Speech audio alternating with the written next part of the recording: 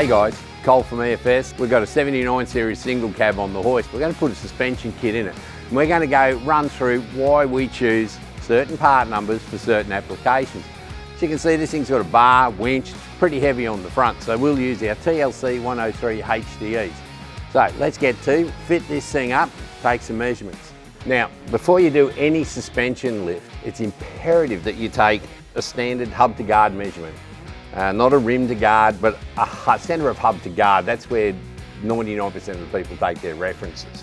So before you start, take this measurement, write it down on all four corners, and then when you're finished, just take the car for a drive, let it all settle and take the measurements again, just to concur that you've given the lift or gotten the lift that you've paid for. Now on the rear of this 79 series, you'll see it doesn't have a tub, it's got a tray, so it's got a coping rail, but that's a fixed reference point.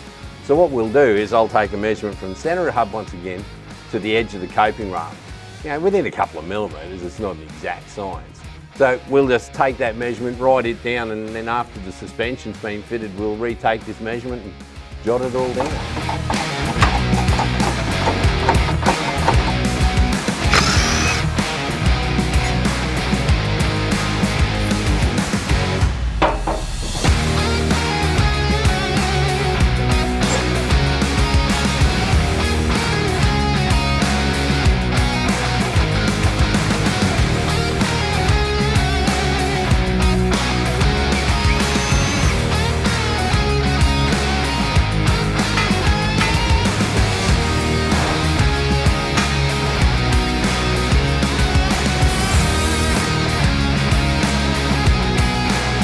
There you go guys, we've finished fitting up the kit to this 79 series. We've put our TLC 79 GHDs in the back of this bad boy. He's a bit overweight. This will certainly carry the load nicely for him. Everything's fitted up perfect, sits a good height, all hub to guards, all the measurements are perfect. So very happy with it. Now we can just get this thing off for wheel alignment and back to the customer. He'll be a very happy person.